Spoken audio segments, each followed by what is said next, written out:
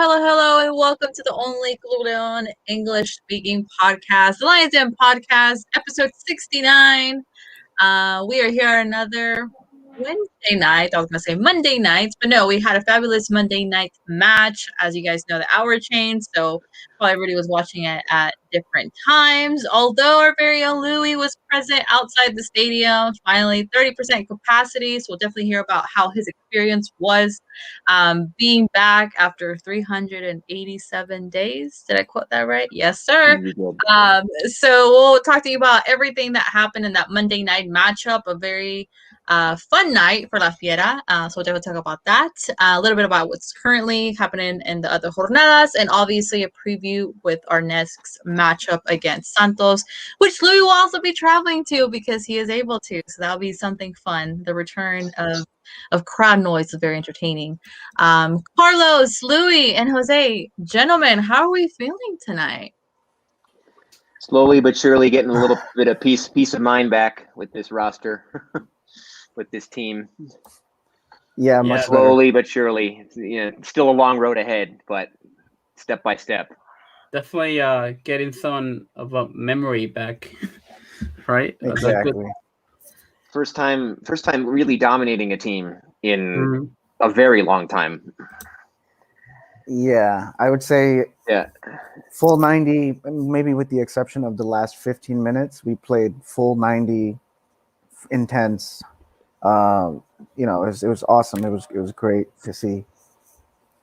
Also the first few minutes and last few minutes of the second half were a little they were a little bit they were on our backs a little bit, but other than that, it was total domination, and man, it felt good. Yeah, we haven't seen that in a while this season. Definitely. So we'll have lots to talk about that. If you guys are listening us through YouTube and Periscope, let us know your thoughts throughout the whole podcast. We'll be posting on screen. Let us know everything. You don't have to agree with us. Put a challenge. Louis good at challenging people commenting. But so in order for us to talk about everything that happened in that Monday night match, Carlos, are you ready to give us the pregame? In like 20 seconds. Well, we're going to go ahead and cue the clip of the pregame, and we'll get started on everything that happened because it's a happy Wednesday night.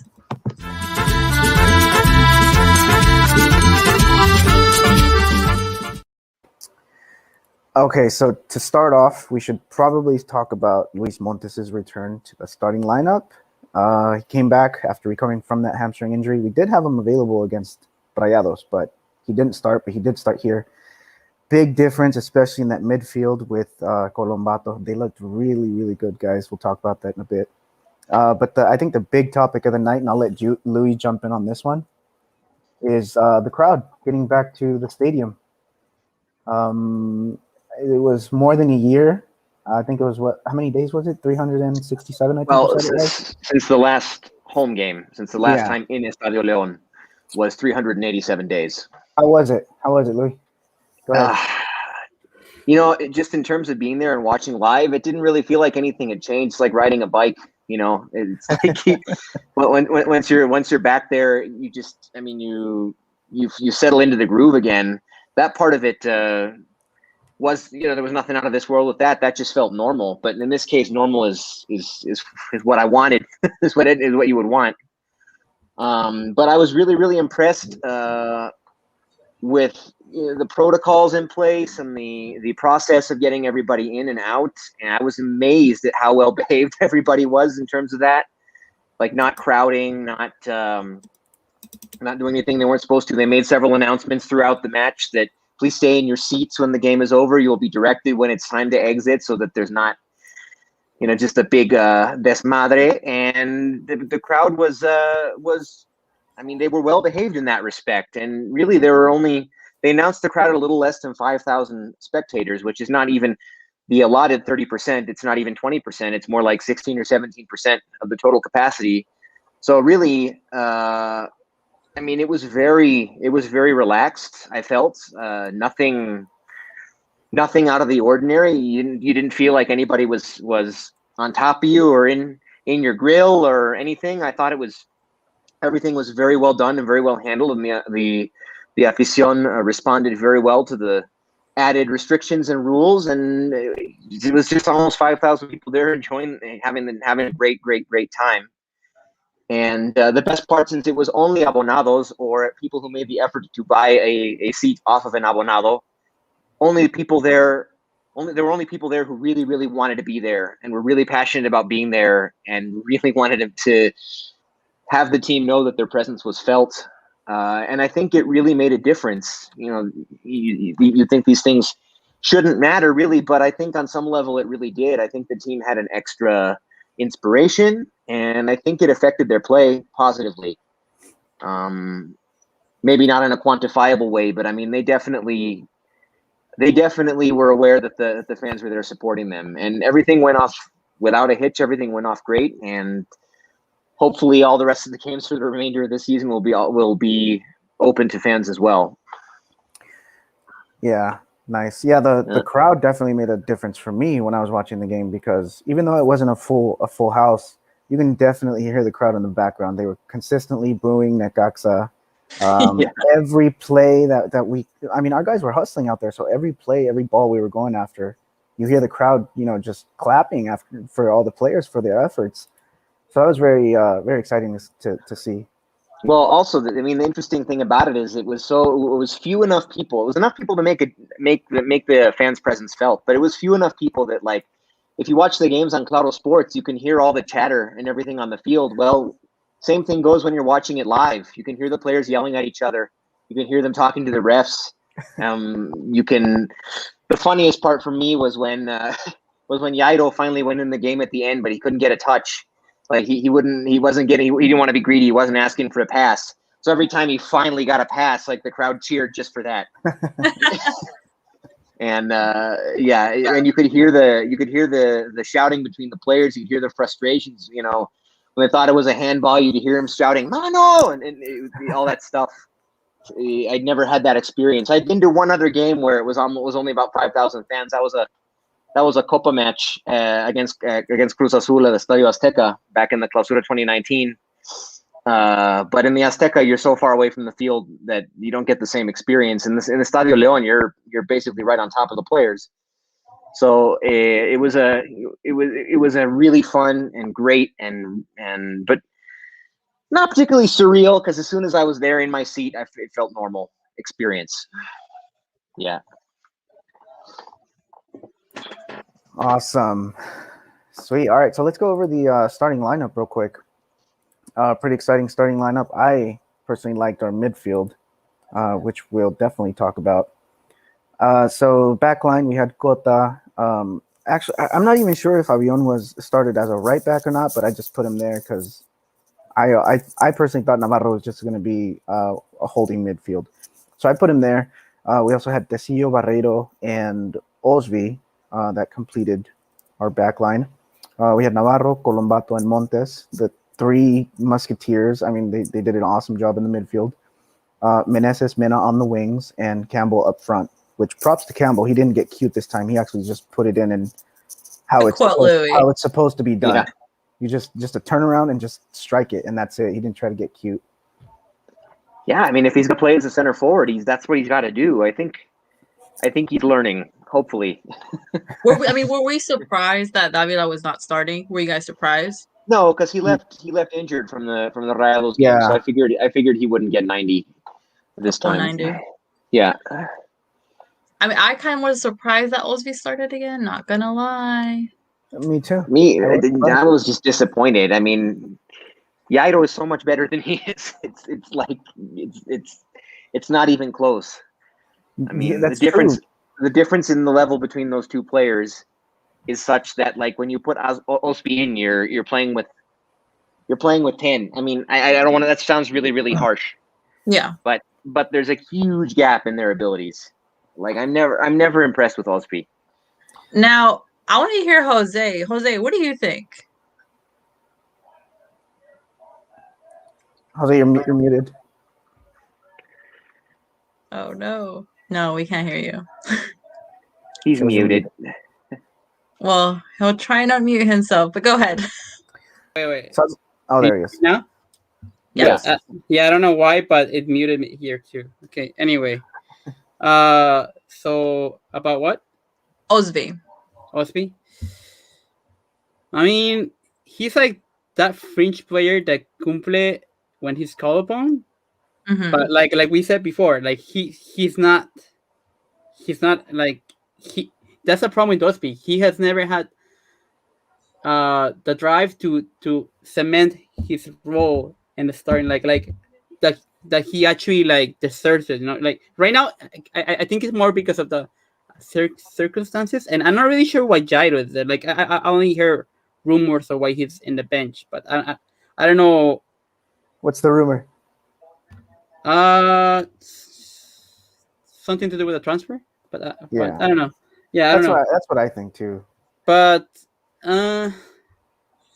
I mean, yeah, I'd rather see Jair in there, but at least in this match, it seems that Cumplió. Is that what you're saying? yeah, Cumplió. yes, en esta sí, pero but there's always that doubt of Yeah. in the next one, he can either have a good regular match and then a good match, and then all of a sudden, yeah, that's the thing with Osby. He's unpredictable. Yeah.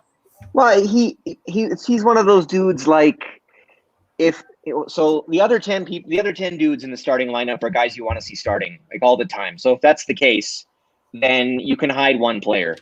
You can get away with having Osby in there if those other 10 guys are always healthy. Mm-hmm. But it's amazing to me how long Osby has been with the team and how much opportunity he gets without ever really shining, without ever really doing anything special. For me, he's been with the team a long time, like way longer than you think. Like at least he's like 4 years he's been with the club, and they keep giving him opportunities, and he's the only one that well, except for Jefecito, but Yeah, Jefecito has thankfully been benched. He has thankfully been rightfully benched, but they keep giving those opportunities, and I don't quite get it. But yeah, he was a cumplidor, nothing more. Yeah, in this game. Yeah, I'm pretty sure.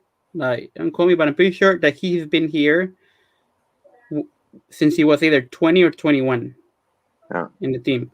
So because I do remember him like when he got debuted, what was it? It was either Chavarrías or Torrente, I don't remember who, or maybe even Tena. But anyway, when he did get debuted, and I think it was because who was it around that time that was either injured? Was it Chispa Velarde? Yeah, must have been Chispa. Probably, yeah. Yeah. So and then he came in and then he did good, and that was like his breakout season. But yeah, that's the thing with him, and especially after I think he got injured and he had been struggling with injury, and that's why some fans can call him the Cristal. Yeah. Yeah. Yeah, so I don't know. Well, he came in as a desecho from Pachuca, one of their canteranos that they were never going to use. Mm-hmm. And for my money, he's never really done anything in León to disprove that perception of him. But I guess he's a good filler. Yes. But like, I guess you just never really know what you're gonna get when Osby plays. He could have like a good game, and then like Jose said, then he could have like a really terrible game where you're like, what were you thinking? I mean, I guess honestly, I think were it not for the stupid foreigner rule, they would probably, if they don't want to start Jairo, they would probably put Tecillo on the left wing and start Mosquera with Barreiro. But then you're getting into too many foreigner territory. So I think that helps him get starts. That helps Osby get starts. I think so too. I think he also gets an extra boost because of the limit on the foreign rule now. Yeah. So going into halftime with those 2 goals, how do we feel? Pretty comfortable, but like 2-0 though. It's always there you go. I was trying to find the word in English. So like it's always a scoreboard that's very engañoso porque like that's that's always the one that they say in football, that if you're 2-0, you want to score the third, because otherwise you're gonna give the other team the momentum and then they're gonna tie you. But I mean, I from what I saw, at least halftime, I think yeah, I mean, we were doing pretty good. We're pretty dominating, so I didn't really feel any really resistance from Necaxa, to be honest. Not in the I don't first know. half, Yeah, and at the beginning of the second half. But then we get the third against the run of play, and that shut them down. And then they got their gol de la honra right there at the end. Yeah. That was annoying. See, I mean, that's like, if there's anything that just, I guess you could say, ruin it for me. Like, I would rather see that 3-0 in the scoreboard than the 3-1. But that's still good. That's still good. 3-0 is much prettier than 3-1. Oh yeah, It is. would have been just beautifully back at home, because I do think, Blue, you're right. The kind of the crowd being there definitely, you could tell it had had influence on how Leon was playing. You can hear the oles and everything. So I could just imagine you and the person there just living it all. The atmosphere. Yeah, definitely. But at least Campbell did not get cute. No. Yeah. I mean, it was great to see him, and just kind of what we've been asking for so long. Yeah, I mean, he did finally, like, pretty much all I really want from him is to at least make the goalkeeper work for it. Mm-hmm. Like mételo en problemas, not just desviado and nothing really happened. Like, even if he doesn't score, like, what if in a rebound, so some other player comes and nets it in? But I think he did score, but I also think not. Like, I think Malagón kinda cooperó un poco, like, porque se la tiró muy centrada y como que he kind of made it seem too easy, then, I think. But yeah, anyway, I'm just happy that he scored. That's all that really matters.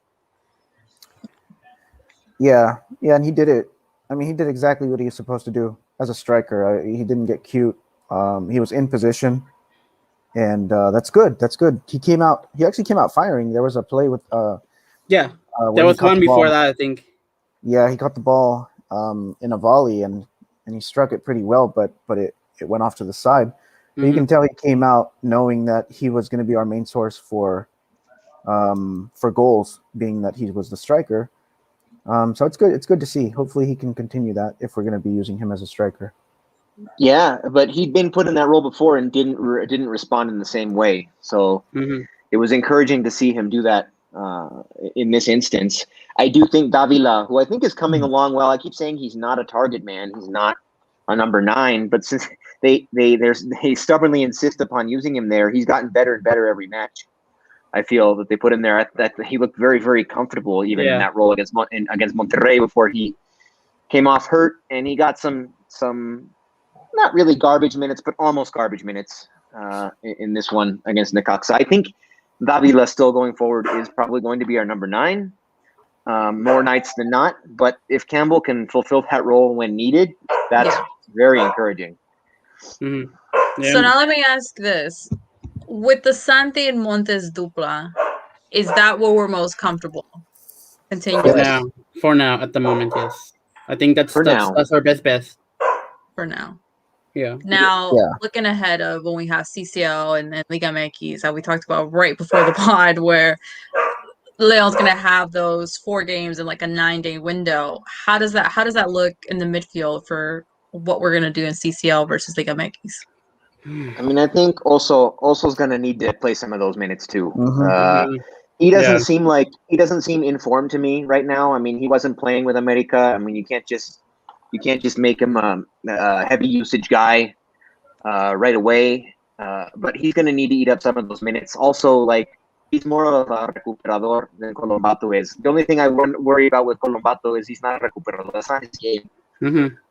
He's more of a creator, and so is Chapos. I mean, you have 2 creators in there, which is great. You're going to generate a lot of chances, but you also need that recuperación. I know, Cody, you put something about who's talking about Aquino anymore, and because of how enamored we all are with Colombato, apparently not just for his football, but for his. I mean, if you're going to follow the fan pages of the team, apparently they all think he's like the best looking dude who's ever played football. I honestly never would have occurred to me. But anyway, yeah, I mean, everybody's enamored with him right now, which is great, but he's not a recuperador. Sometimes you're going to need to bust up counterattacks in the midfield. And I don't know. I mean, you might prefer an informed also in there with either Chapo or Colombato or all three. I don't know. You find a way to make it work, but you need a recuperador in there. And that's what Aquino was. Like maybe the best in the league, one of the best in the league at that. And that's a big loss still. So Oso's going to need to get those minutes, and he's going to have to play that recuperador role because that's just not what Colombato is.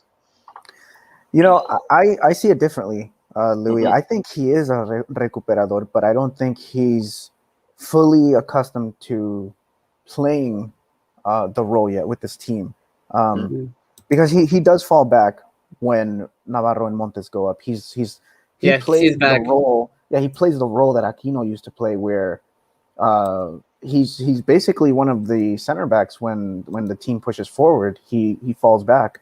So you know, I do see him as a recuperador, but I just don't see him recuperando right now. I feel like it'll come. It'll become one of his strengths as he progresses, as he gets more comfortable playing with this team. But yeah, man, I mean, the guys, I didn't even know he was left-footed. Add another lefty to our roster. Yeah. But he's really good. He has really good ball control. He has really good vision. He's always in position. And I mean, how much do I have to pitch in so we can buy him? I'm serious. We'll start a GoFundMe to buy Colomato's part. Here's mine. That goal he scored. I don't think I wonder how many headers off of set pieces, off of broken set pieces he scored in his career. I don't think it's probably very many. Guys, so when's the last time we scored off a header off of a set piece?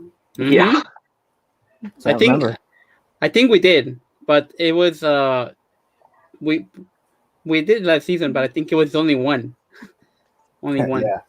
But that's like nothing, you know. That's our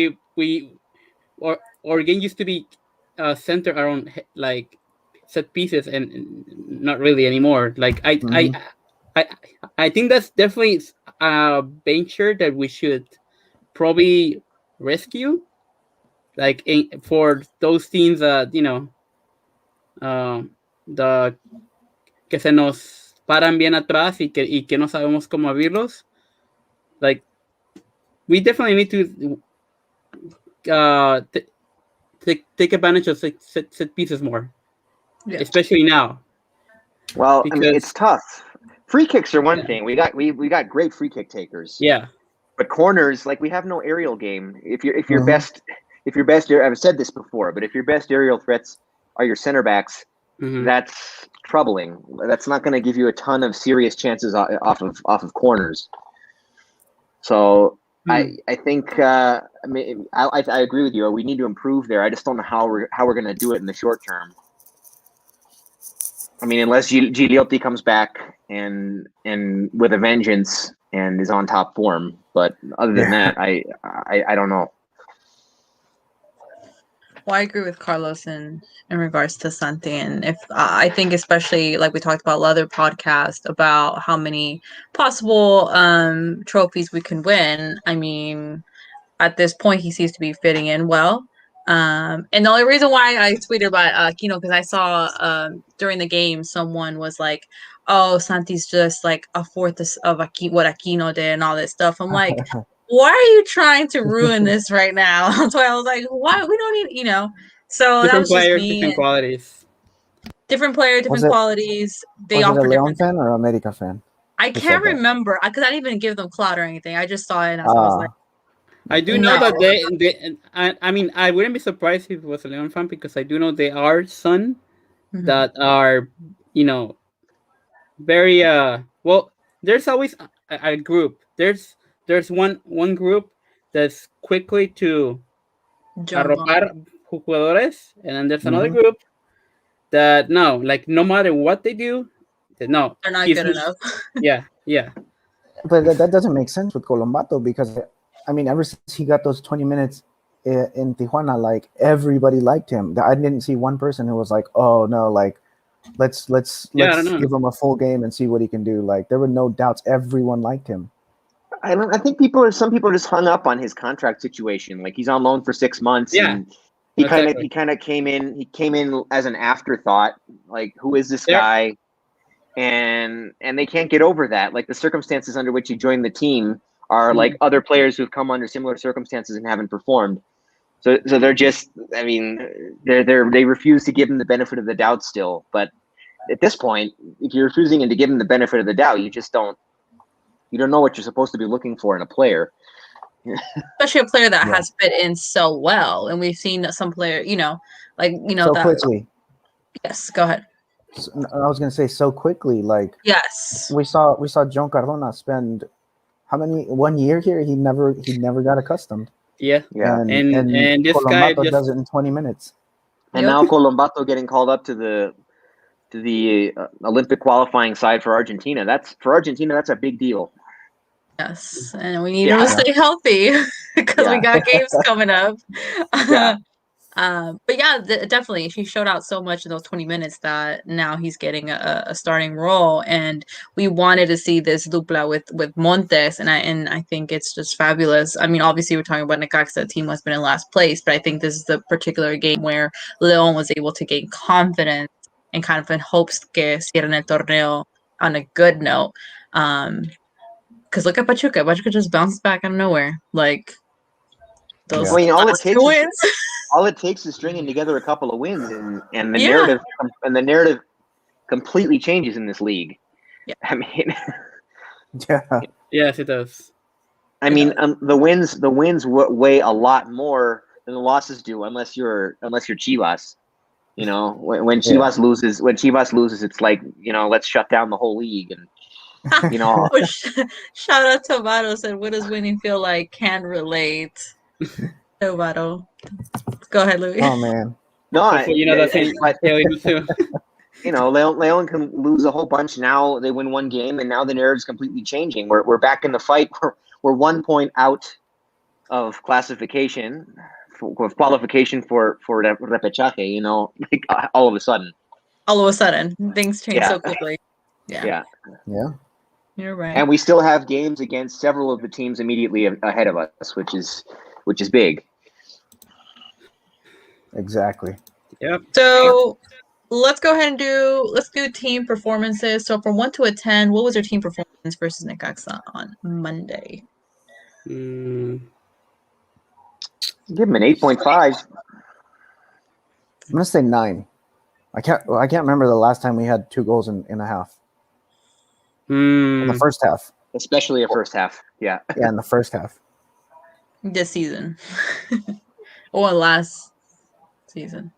I'm gonna be just slightly conservative.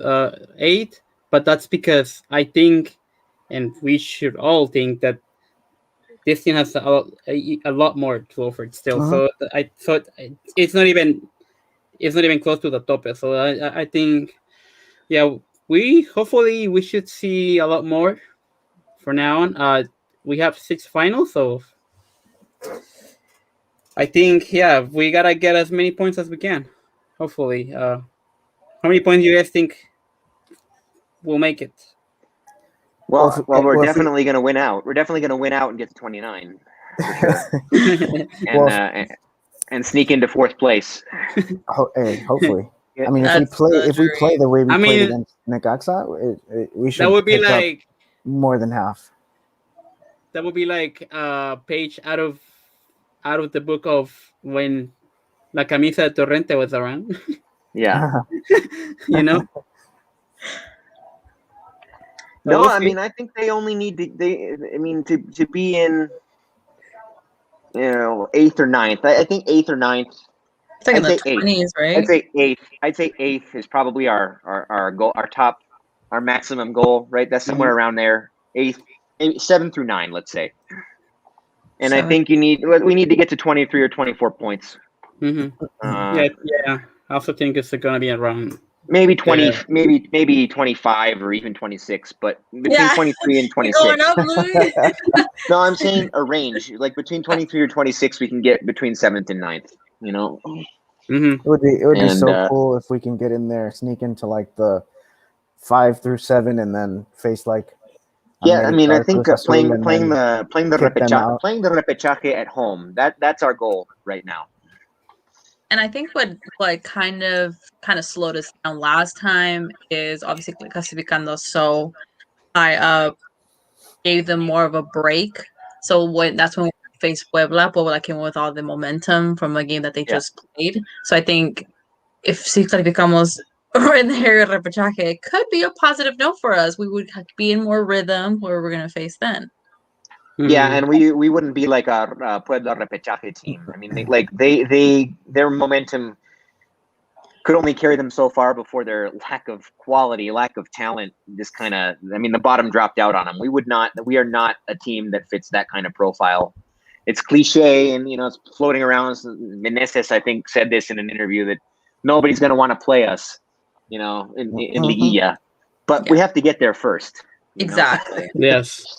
Yeah. Like, he's right, but we have to get there first. If we sneak in, we'll be as dangerous. We'll have as much of a shot, even at a 12 seed, as much a shot to win it as anybody. But we have to get there first. Yeah, we're on the right track, but we're not there yet. So we can't bajar los brazos yet. So, yep. Definitely. Yeah, the only thing concerning, I think, is those 9 days where we play 4 matches. That's going to be tough. But I think the guys are going to be all right because it's not like they have shot legs. We've been coasting all season. I think we should be all right. Yeah. As long as, knock on wood, they all stay safe so we can have enough fuel for the rest of those matches. Now we're going to go to the standing. Cruz Azul is definitely in first place, 27, following America, Santos, Monterrey, which we had a midweek match against Monterrey, and I don't want to talk about that game. Then Toluca, Atlas, Puebla, Querétaro, Mazatlán, Xolos in 10th, San Luis, Tigres in 12th. Right after Tigres, that's where we kind of see Chivas. We're after Chivas with a 1-point difference. Pachuca underneath León. Pumas with 9 points. And Juárez and Necaxa, which they will face each other, which is pretty funny because both of their coaches are gone this week. So that should be interesting. Let's see. Match day. Puebla against Atlas. Atlas winning 1-0. Juárez and Pumas tying 1-1 draw. Kind of not helping either or. Tigres lost to Mazatlán 2-1. I did watch that game. It's always good to see Tigres lose. Shout out to Especially at home. Especially at home. Yeah. Cruz Azul beating Monterrey 1-0. Very controversial game. Xolo versus Santos. Santos winning 1-0. Toluca versus Pachuca. I did watch that game. Toluca without Sambu. Pachuca winning 2-0. Querétaro, San Luis. San Luis is just kind of, I don't know what to say. I don't even know what the right word is for San Luis. It's just very depressing to garbage. That's Ouch. No, I mean, serious, they are. Like, you watch them play, and it's like, what are these guys doing? Like, I kind of feel bad. You know who I feel bad for? Ramiro Gonzalez, because it's like, dude, like, that's a Fiera right there. Like, it kind of feels like we just kind of like threw him over there, just kind of like, we don't need you. You missed this championship. We just got. We don't need you. But that's now he's on a team staving off relegation. Well, there won't be no relegation, but you know what I mean. Yeah. And before our Leon Necaxa game, there was a Clásico, and Chivas losing 3-0. Louis would have imagine him jumping up and down. I mean, I have no love for America either, but Chivas has. I have no problem saying it now. Chivas has surpassed them in my mind as the more detestable team, just because of the hocicones that they are. They're fans, like I have to hand it to America. Like they let their play do the talking, at least lately. Like they let their play do their talking, and they don't really. They're not like they're playing the VAR. Yeah, I mean, but they're not like when things aren't going well for them, they're not making up all kinds of excuses and falling back on the fact that Chivas is the only team with an identity because of their their prejudiced xenophobic policy. Like that's not an identity. You generate an identity by constantly being in the fight for silverware. I'm sorry, this is a sport. You generate an identity by letting your play do the talking. Chivas hasn't been able to do that except for that one little era with Almeida. They haven't been able to do that in a very, very long time, but they always act as though, they deserve all the attention. So yes, I was happy to see them get demolished at home. You heard and that. again, they weren't even in the fight. Yeah. I'm about to create a new segment with like a microphone and Louis and just letting him vent out for a minute about a match he did. I should do that. Yeah, like nobody cares about an identity that is not based around success on the pitch. I'm sorry, this is football. It's not everybody gets a trophy day. It's not kindergarten where everybody gets a ribbon of. It's not kindergarten where everybody gets a ribbon. Yeah, exactly. Good job, you came in last place. Good job. Here's your ribbon. Yeah. I remember, that was kindergarten. Okay, before talking about matchup versus Santos, guys, we have CCL news of who we're facing. Anybody want to go ahead and take a shot at it? Forge FC.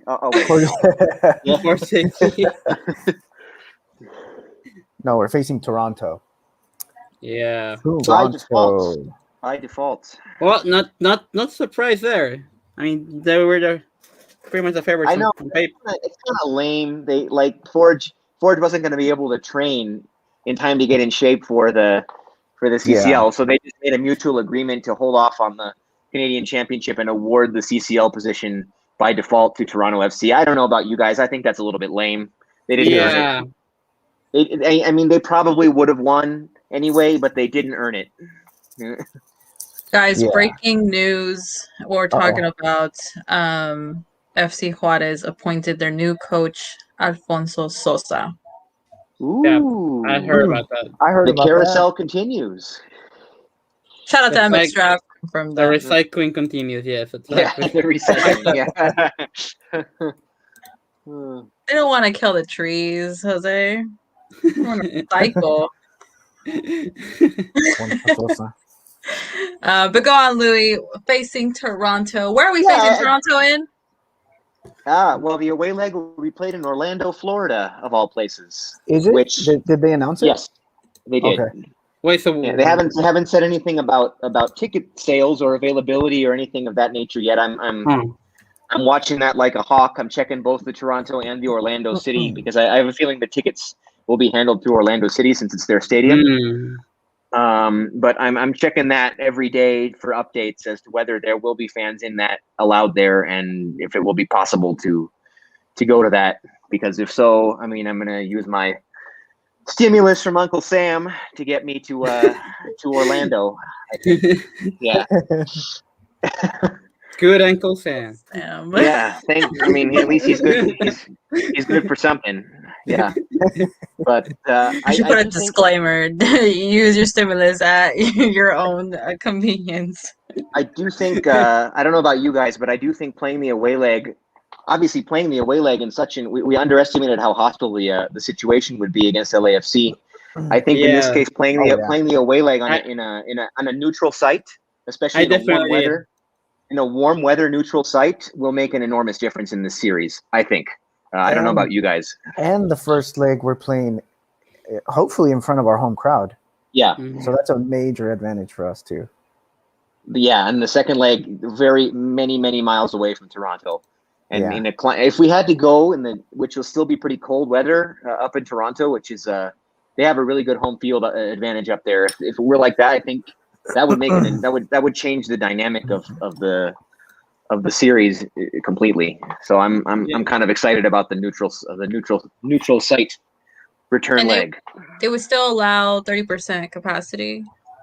In Leon or in Orlando? Yeah, in Leon. In Leon? Yeah, probably. Well, I don't know. This time was abonados only. Like there was no sale of tickets. Like the only slots available were the already purchased season ticket holders' seats, whether they chose to use them or not. I don't know exactly how many season ticket holders there are in total. My guess would be around between like 7,000 and 8,000. There are about 5,000 in attendance against Necaxa. So it depends on how they choose to do it moving forward, whether they continue to do it the same way. Because like I'm going to the Santos game, and they had a pre-sale for their abonados, but then starting this morning, they opened up the sale to anyone who wanted to buy tickets for the remaining available seats. Leon didn't do that. Remains to be seen if they will start doing that, if they will have a sale, or if they're just going to continue to allow only abonados. Personally, I would prefer that, but we'll see what they choose to do moving forward. Okay. Anybody got anything else before we go on to Santos game? I think it's worth mentioning that Toronto they don't have a preseason, and they're not even going to be in rhythm. But I don't think that's going to be. I don't think we should use that as an excuse to not play well, because judging from last season. Yeah, I mean LAFC wasn't supposed to be in rhythm either. Yeah, they were supposed to be in rhythm, and they you know what happened. I don't know. However, let's not repeat the mistake again. It's important to mention that Toronto FC doesn't, at least right now, a couple years ago maybe, but right now they don't have anything close to the squad that LAFC did in terms of quality, in terms of talent, and also like they didn't have a particularly great 2020 MLS campaign, and it's just easier to get into the CCL as a Canadian team. Basically, you have a 1 in 3 chance of making it every season. If we're throwing out the fact that yes, now Canadian Premier League teams are eligible, but they don't really they're not going to beat an MLS squad really enough times. I mean, it hasn't happened yet to get one of those spots. So they Toronto FC didn't even have to win anything to get the spot that was handed to them. So don't expect to see the same kind of team that we saw again with LAFC against Toronto. Again, not to use that as an excuse. Any given day, any given match, anything can happen. But I'm pretty confident about this matchup, especially with all the quirks and details about the return leg. Yeah, and seeing how we're trending upward, how we're playing much better now. Mm-hmm. Yeah, I think at least from my corner. So regardless of their form or how they're doing right now, I think what we definitely shouldn't do is just be overconfident and just like last season. Let's try to, if we can, just like we did in the home game versus LAFC, if we have enough chances that we can be winning. I know it's a lot to ask right now that we're barely kind of getting some of both things, like the good play and also the getting good results back little by little, but let's at least try to, if we have the chances, make those in, like not just 2 goals like with LAFC in the first leg. If we can make it 3 or more, then we have to take advantage of those chances, because we don't want to. Potentially in paper it won't happen, but if it does happen, we will only be at fault for letting it happen. So I don't want that to happen. I mean, the series with LAFC, you could say it was lost in the home leg in hindsight. It's because of all the chances they had they didn't put away. It was a dominating performance. I remember being there, and it was a dominating performance, but they missed some chances to really, really put it out of reach. You could say that was their downfall. Mm-hmm. And so, yeah, we don't want to see a repeat of that for sure. So what do you guys think we're going to be using our best players for CCL and then resting them during league play and maybe using some of the reserves? Or I don't know. Or what do you guys think? Is it just going to be a mix of players? Go on. It's gonna be hard. if I had to bet, it'd probably be a Mets, but especially because of the resurgence in form in La Liga. If there was known, I would probably say put everything on CCO. But right now, The we're juggle both. starting. Yeah, I see some hope. At least I finally see some hope at the end of the light. Like, I don't know. So hopefully, it's gonna be a tough one because it's not like in certain positions, like in the midfield with Chapo and now with Colombato. If you take one out, it's not the same. Like the team doesn't function how it should, especially Chapo. So it's gonna be interesting how Ambris balances the squad between CCL and the league. So Yeah, if we look at, let me just quickly. If we go look ahead. at Toluca, which is the game before our first leg versus with Toronto, then we have Atlas after, then the second leg of Toronto, and then Juarez. So I mean, would we assume that maybe in the Toluca game we'd be saving the more I think dominating so. starting players for the first leg of Toronto, but then you have the Atlas match, and the Atlas has been slowly, they haven't been bad, to put it in a nice way. So it's not a game that we can just be, oh, it's good. No, it's not a easy game. Mm-hmm. I don't think there's going to be a set CCL lineup and league lineup. I think we're going to see a mix. Yeah. I think it's going to be. I agree with Carlos. I think there won't be any match where both Montes and Colombato sit out. I expect to see one or the other in at all times, as long as they're both healthy for the remainder of the semester between the two tournaments. Beyond that, I mean, it's anyone's guess. I hope to see Jairo involved in as much of it as possible. He will be.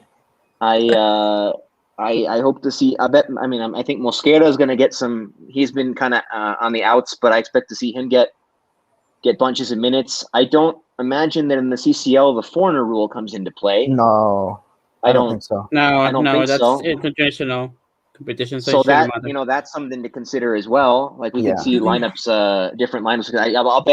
I'll bet Giglio. I wouldn't be surprised to see Gigliotti start both CCL matches, and then keep maybe Campbell or somebody on the bench as a super sub, or maybe even Meneses coming off the bench. I don't know. I think they have options, and I think it's going to be a mix. I don't think we're going to see even like the real makings of two distinct lineups, one for one for the other. I don't think we're going to see that. No, I do see the midfield, especially. Go ahead, Carlos. I think someone that we're kind of overlooking is Fernando Navarro, who played midfielder, and he was key in balancing the midfield with Montes and Colombato. I feel like he didn't do anything spectacular, but he was recovering and he was in position. He pushed forward. He did play a really good, solid game. And I think he's also going to be just as important as Colombato and Montes come CCL. Yes. Yeah, those are three dudes that MLS clubs, and they don't have that kind of player. Yeah, especially in Navarrito. It's just hard. Those are the kind of players that are going to make a huge difference against a team like Toronto. Definitely. Then if we get past Toronto, then it's going to be pretty much Liga MX competition all the way until the final. So. Man, that's something to consider Jose said, too. let's go game by game, right, Jose? Yeah. Yep. Let's take it game by game. Yeah, definitely. Unless Cruz Azul gets upset by Archiaye or whatever they're called. I doubt it, but it is Cruz Azul, so you never know. Shout out to Oscar from the Máquina Cruz Azul. Definitely hope he's happy with how his team has been informed. But yeah, it should be definitely interesting for Leon to see how they balance players throughout those pretty intense 9 days of juggling CCL and Liga MX. Like Jose was saying, it would be different if we'd be, we're okay in Liga MX, let's just focus on all, put our whole hearts in CCL. It's just at this time and place, we're kind of, wanting to be in that repechaje area, at least. We don't want to be in Necaxa or Juarez at this point. Nevertheless, a Pachuca, because we just don't ever know what's going on with them. So we will see what happens. Let's go ahead and talk about Santos. Louis will be making his way to Torreon, probably eating some gorditas, I assume. Yeah, I mean, I'm doing a keto diet right now, so they're not really part. They're not really part of that, nor are the lonches. But I mean, you Why can't. are you doing a keto diet? I feel better. I've been doing it for a while, and I feel pretty good. Feel better. So Diet's not a diet if you don't break it. Yeah, but I mean, Torreon doesn't have much else going for it. So if I don't get some gorditas and some lonches, then it's kind of a wasted trip. Not really, because I really actually El Estadio TSM Corona is one of my favorite stadiums in Liga MX. It's just a shame that the city that it is found in is not the most amazing of Liga MX visits, especially now that Tom Harrison isn't there anymore. Yeah, we struggled to find things to do in Torreon where we were there, but there's some really bomb burgers, Lucky's Burgers, near the stadium. No, I mean, I find a good time no matter where I go.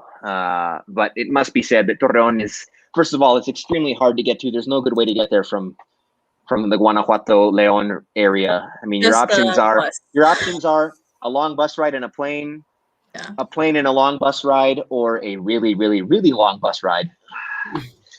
The bus rides are not fun, and they're overnight, and they're bumpy roads, and it's terrible. I've done. Yeah, I'm not doing that. I'm doing the plane / much shorter bus ride route. But it's difficult to get to, and not much to do. Kind of hot and dusty, and relatively dangerous. But I mean, this is what you got to do to get to see your team play, especially after all this time. Mm-hmm. There are a few lengths I would not go to travel to see them play. Yeah. Regarding Santos, they're coming out of a 1-0 win against Tijuana, 3-1 against Necaxa. They lost to Pumas, and they beat Juarez in a 3-2 matchup. Santos has pretty much included a lot of youngsters, especially dual national Santi Munoz. Really, really, really good player, making his way with an impressive run so far with Santos. What do we expect, guys, from this matchup, like in regards to difficulty? It's always difficult to play there. Yeah, that stadium has been a house of horrors. It's house of horrors for us. I've been there 4 times, seen 4 losses. Yeah, they have not had success there in recent years. Obviously, they've had some notable successes there, such as the semifinal in the sixth championship back in 2013. They went into that stadium in the Vuelta and dominated. They've had some decent wins there over the years, but just not lately. It's been a house of horrors. They just, for whatever reason, it's been their coco playing there. Same with Monterrey, the BBVA, but it's not going to be easy there, especially in regular season. Yeah. I mean, if you guys remember the last time we played there, we kind of got. Should I don't even mention it? No, tangled in a bar situation. Yes, we did. Bar situation. Yeah. We don't. But I like how we know what things that bother us that we don't want to talk about. That was my first time in a palco in a TSM. I may or may not. I'm still trying to see if I can get in that palco again for this match. If not, I have regular tickets. But if I can get in the palco, I want to get in the palco. But yeah, León dominated that game and had nothing to show for it. That was really frustrating. Yeah. One of the worst matches, like all these en ternos de goleada, and nos borraron. Yeah. No, it should be very exciting though, because I think Santos they're doing very well. They're up, and I think they're in 3rd place in the table right now. I mean, they're up there. I think they've had kind of an easy schedule, though, and not all of their wins have been that convincing, and some of their losses have been troubling, like that loss to Pumas, for example. I mean, that was just something they never win in CEU. Like, we always win in CEU, but we never win in TSM. Like, Santos never wins in CEU, like, for whatever reason. So that's just one of those things. But I mean, like Xolos is kind of on a downward spiral right now. They're not playing nearly as well as they did at the beginning of the season, and Santos was only able to beat them 1-0. I don't know. Beat Xolos too. Pachuca beat Xolos. Like I think like for me, this is probably the toughest and maybe the most important match of the ones we have remaining. I think if we can somehow get 3 points out of this match, we'll be well on our way to a very, very strong finish. Even if they get a draw, like I would be okay with that, just because I think just how hard it is for us to win there. And then the schedule after that, Toluca's been solid, but we get them at home, and they've been kind of on a downspin as well. Mazatlan away, that'll be hard too. You never know what you're going to get. Atlas away will be hard. They've been playing better. We got the schedule might not look quite as easy down the stretch as it did at the beginning of the season. But I still think this Santos game is critical.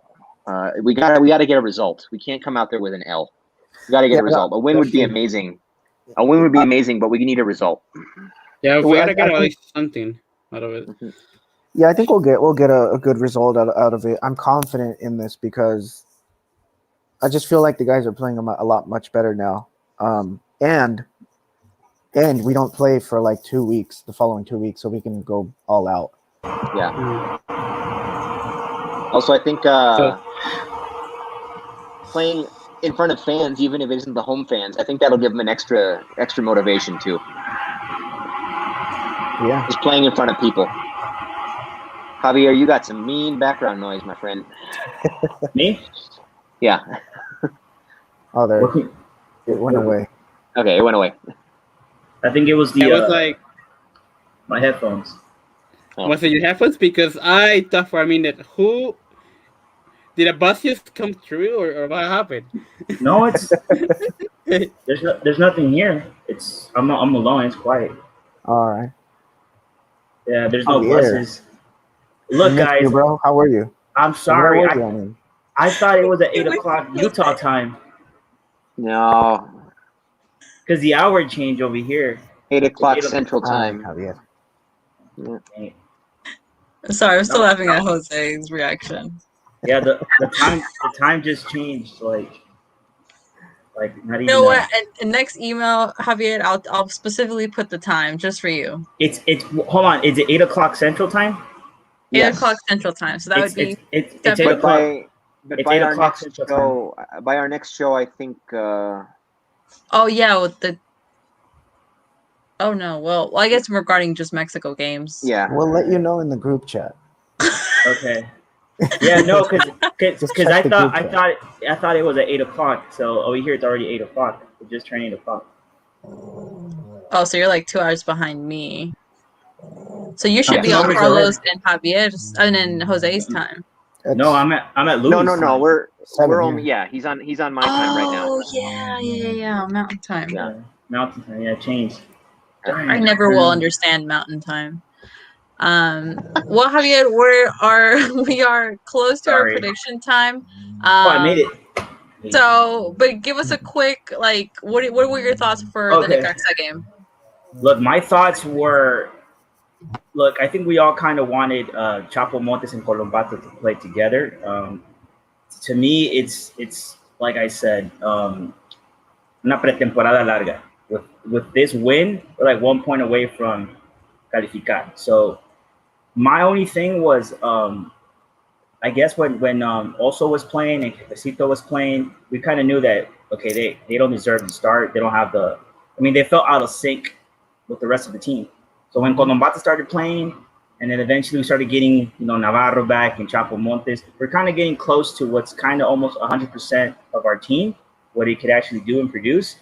So with Necaxa, look, that was a game that we couldn't lose. We were at home. They were in last place, so that also added pressure. In a way, I feel like León they went out to kind of just show the fans that, hey, you know what, we can still bounce back. And I'm thinking if León does qualify, I do think maybe not top 8, but top 12 maybe, of course. And I don't think no one wants to face León in eliminación directa. So I'd rather be in that. I'm telling you, it's better to be in this situation than being primer lugar and then having to face like a Puebla. Now we're at Puebla, except we have the experience. We have players that obviously can get the job done. And I think Pedro Aquino was one of those players that maybe we didn't really, I don't know, we didn't really foresee what would happen if he left. But the good thing is they did bring a player like Colombato, and I just like our midfield a lot with Chapo. It feels very secure, more than other teams before. So that being said, it was a game where we had to win, and they got the job done. Now we're just like 1 point away. And out of all the other teams that are fighting for un puesto en la liguilla, León has, I think, right now the better chances because they have that experience of being el campeón. And they finally are getting their team at 100%.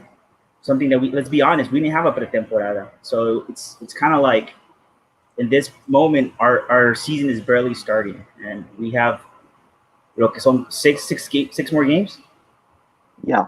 So we have six. Mm-hmm. So we have 6 finales, and it reminds us a lot of El Bicampeonato season, right? It's pretty much it. We have 6 games that we should play them like a final. But yeah, good win. I'm happy. Been a while since I felt like this. Yeah, come on, guys. I think we were all kind of like, come on. I mean, we're campeones, but we can't be last place. Like the laughs, the Americanistas, Chivistas making fun at me, my dad. It's not cool. Chivas doesn't have anything to make fun of right now. Yeah. I know, but there's just so many of them over here, and it's like, que pues, ¿qué onda con tu León? And we're like, oh, come on, man, Chivas. What do you guys do? Come on, you guys lost a Clásico Nacional. Dar pena, that's what they do. But yeah, that was pretty much my take on the game. Our team looks almost at 100%, and we look pretty good. And a lot of people are saying, hey, aguas con el campeón because se meten a liguilla, and no one's gonna want to face León. Yeah, no one's gonna want to face us. But don't ever say we're Puebla. Don't ever say. No, I'm sorry. I know, but I said it. I'm like, oh crap.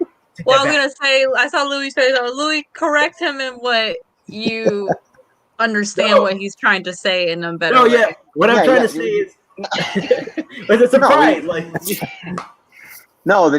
We might qualify as a 12th place team the way Puebla did. The difference is, we actually have the roster. Like Puebla. Louis, my lawyer. They got in on momentum past the repechaje, and it carried through the first game of the quarterfinal. But then they just don't have the squad to compete after that. The momentum fell out below them. We're not a team. We're not the kind of squad that's going to have to depend on momentum once we get in. Once we get in, all bets are off. Doesn't matter what position we're in.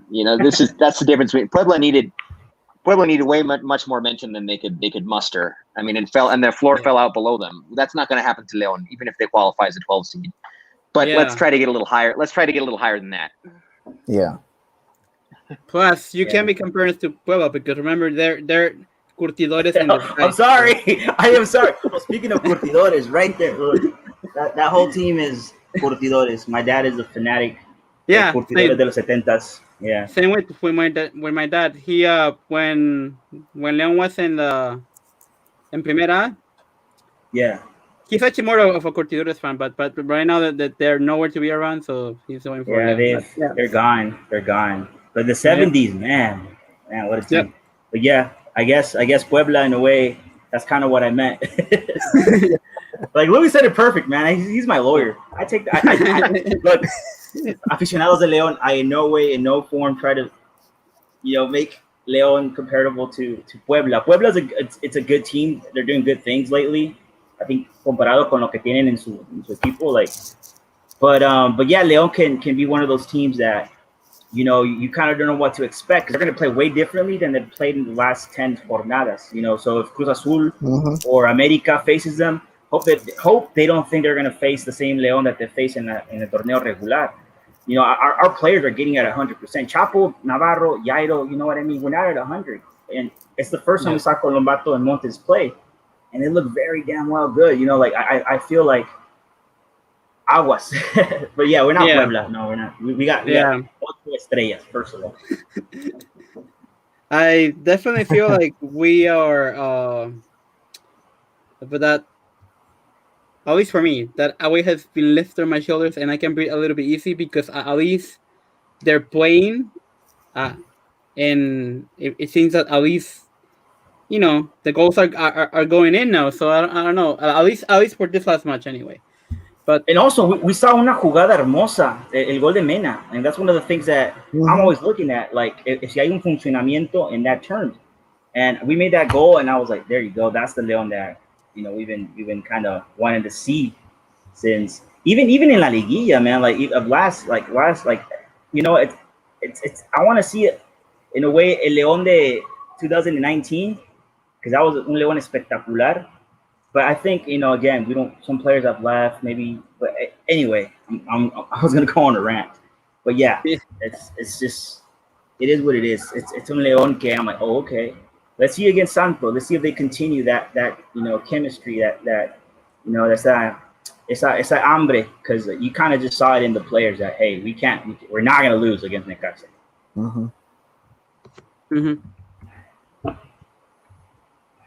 Let's go. Vamos Fiera. Oh, okay. So are we ready for prediction time? Let's do it. Born ready. Prediction time, courtesy of Louis. Click the button.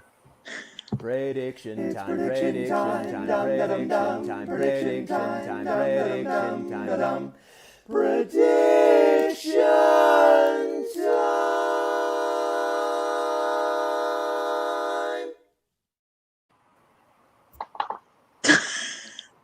Prediction time. Okay, let's go ahead and start with Jose. Your prediction. And here I was trying to hide. Okay, never mind. Let's see. Oh man. Well, after almost a perfect win, it would have been 3-0. Can we do this? I'm gonna go 2-1. 2-1.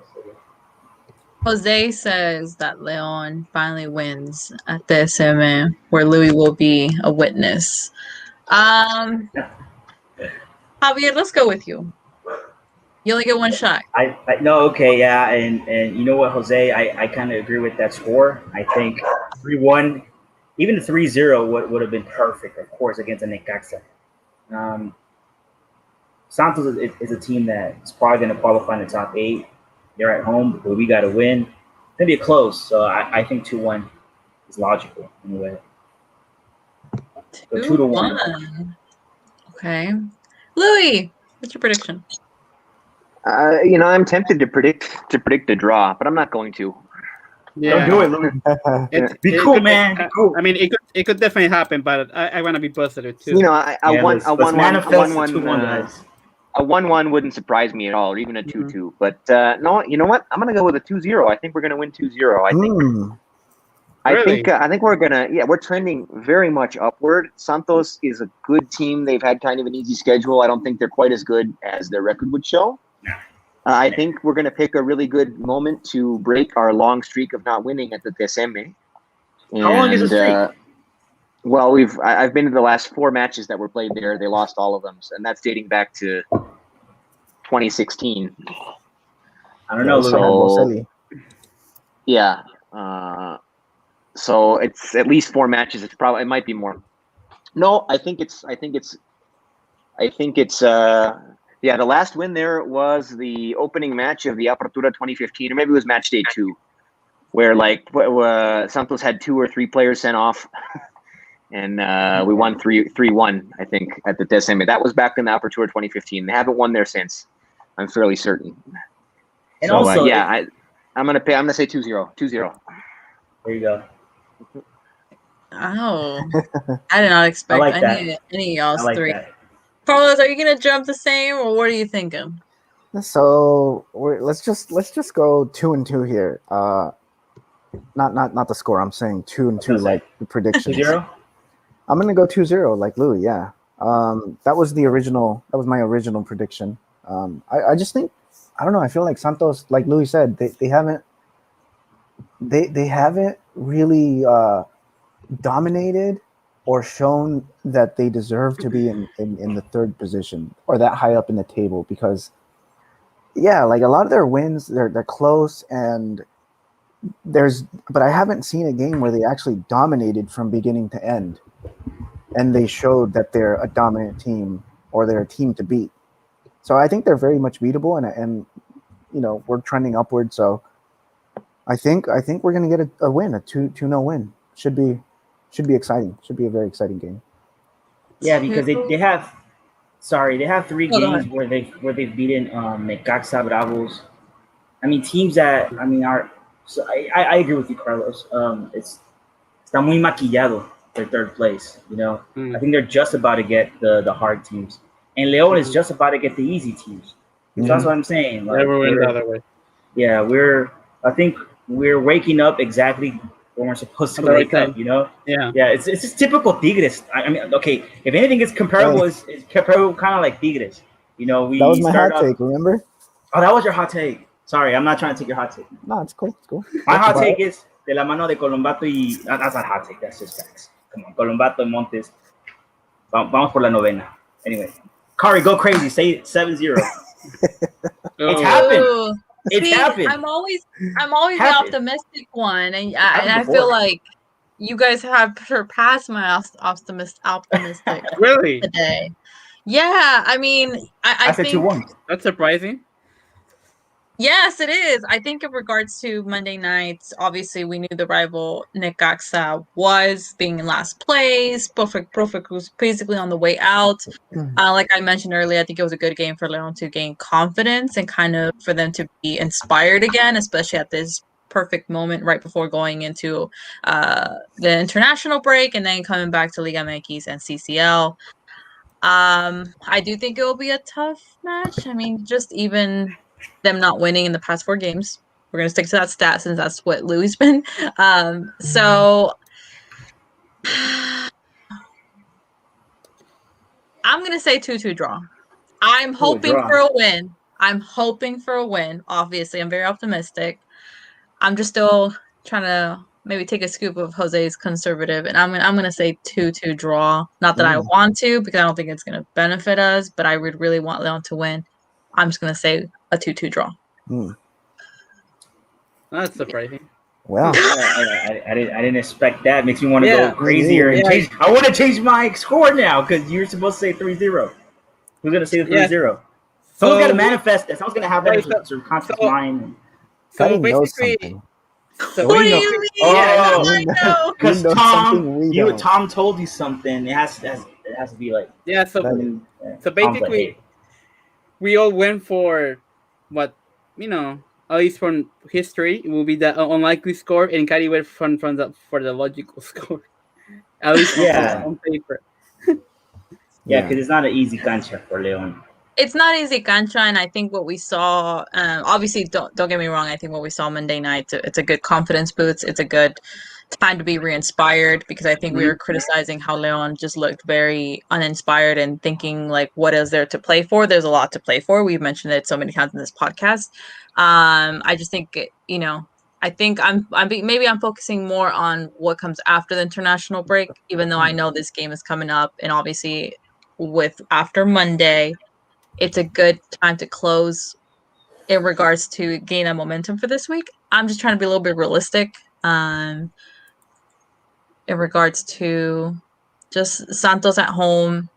We're going to go visit them. We have a good momentum.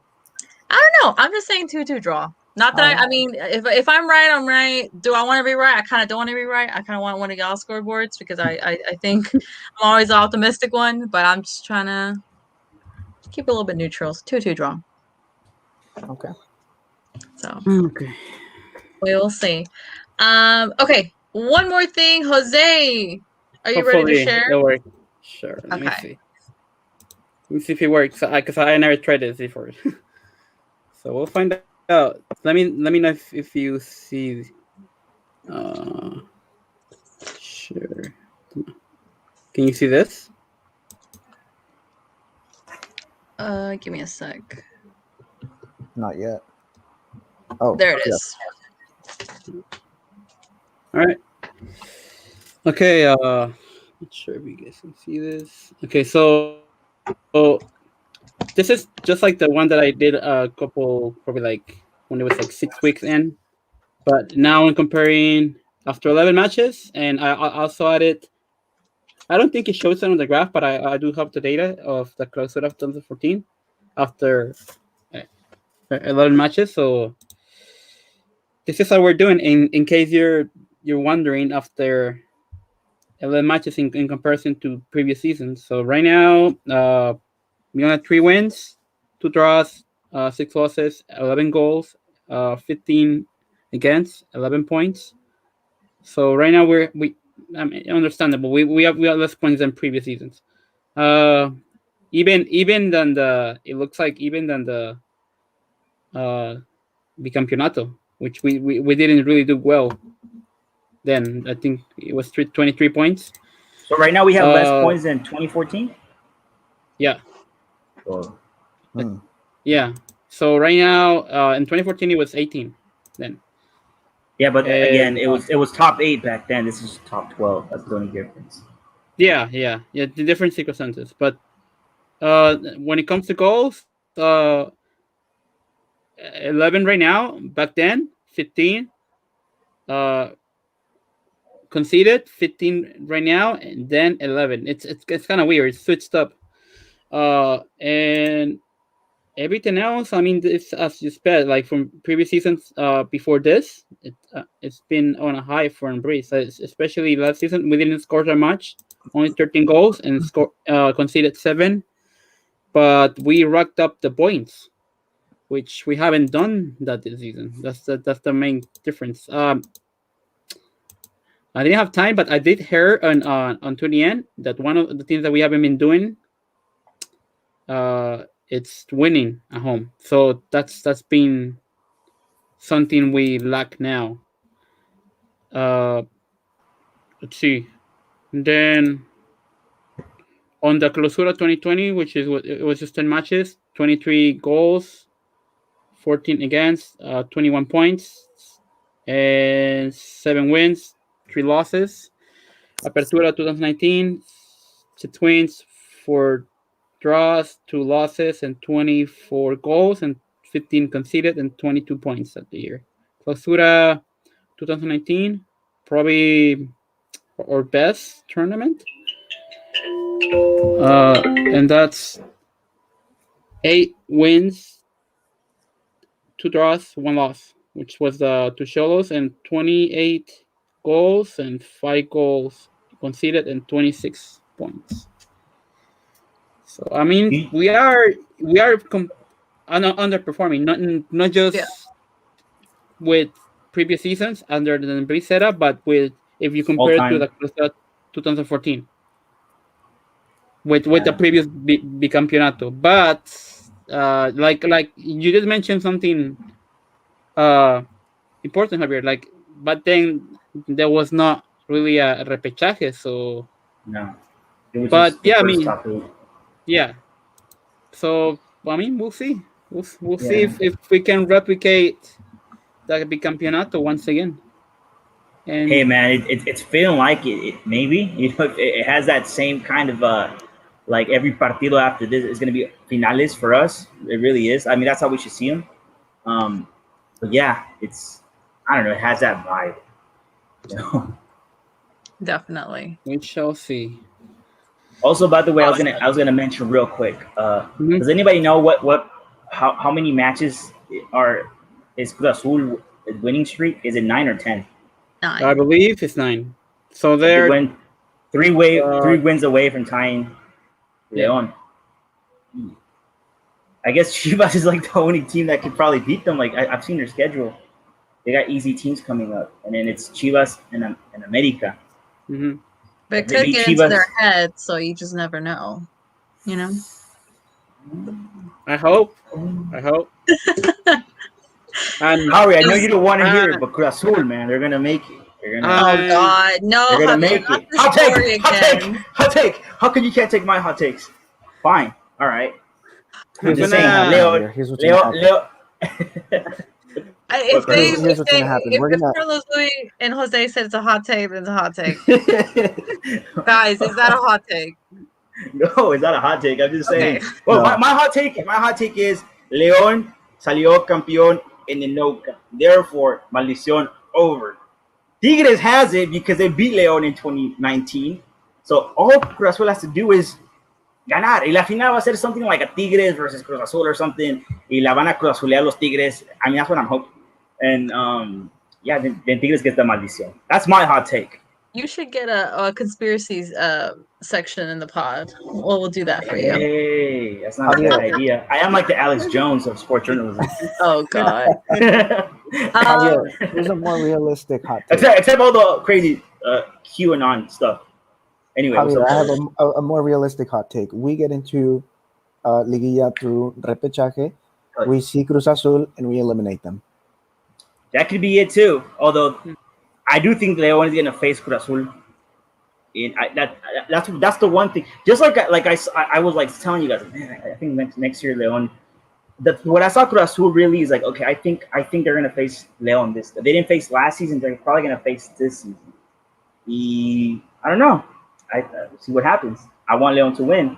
Pero si de pasada le gana León, and you know how I would see it, it's like I want el bicampeonato. Pero I don't know. I just want. Sometimes I want teams that que juegan bien el torneo que campeonen. That's just like when I watch like the World Cup, you know. Like I'm always kind of neutral in terms of the team that plays the best should kind of win it. I wasn't happy when Italy won it in 2006. With that being said, like I don't know. Cruz Azul is playing interesting. America isn't, and yet they have all those points. Like I don't see anything special in America, to be honest. And, I think they're just solid. Like I'm not saying they're anything sparkly glitter. They're not Real America, you know. They're not Real America. I think America taking Solari can balances and mellows them out in a way that Piojo never did. Obviously with Solari's, you know, it's just it feels different, even though his charm is probably getting to the players. Look, it's gonna be the same. Look, I want to eliminate America always in Liguilla. So I kind of don't want to. I don't know. Face whoever you got to face, of course. Let me call Jose. Let's make it first. Yes. And then we'll talk all we want. Of course. Of course. I'm just saying we're getting ahead of ourselves here. Yeah. Let's come back. León ya campeonó, and I think la maldición para Cruz Azul has to end. And that's just it. And Tigres they have to start. I mean, they already started Cruz Azuleándola. So that's all I'm saying. That's my hot take. Things have changed. León is Papá. Cruz Azul is not Cruz Azul. Tigres, nuevo Cruz Azul. For 23 years or however long la maldición. Hey, man, Toluca beat León, and it took them 23 years exactly para que serán campeones. And next podcast, we will have an exclusive conspiracy theory by Javier, and I'll even put the scary music in there too. Kind of probably X-Files or something. I can imagine. Yeah, you know what? We can do that. Okay, guys, so we're going to go ahead and take off. As you guys know, we'll be facing Santos this Sunday. After that, we'll have an international break, which we will be podcasting midweek, just kind of covering what happened in Torreon on Sunday. Hopefully, it would be a good conversation. We're hoping for a good result. And then after, we'll definitely have a tough schedule ahead of us, which will probably be potting up and down between days as we have those 5 games in 9 days or something like that. It's pretty crazy. But yeah, so we appreciate everybody that was listening to us via Periscope and YouTube. Let us know what your thoughts are in regards to the Santos and León game on Sunday. We're always live tweeting. Louis will be making his presence there. If you're not following Club León EN, you can follow them in for all the updates in regards to the team, especially if maybe you can't catch the team live. You can definitely be updated via Twitter. Follow us on all social medias, as we are always talking about La Fiera in English and letting you guys know what the latest updates are. Hope you guys enjoyed this episode. Which the episode is episode 69, Corvette, because I was trying to upload the Joel Campbell GIF. Thank you to Carlos for producing that. Oh, the GIF? Yeah, the GIF, which we can have a cool controversy if it's GIF or GIF, but whatever. So yeah, episode 69, Corvette. Episode 70 will be coming up soon. Thank you for joining us, and have a good night.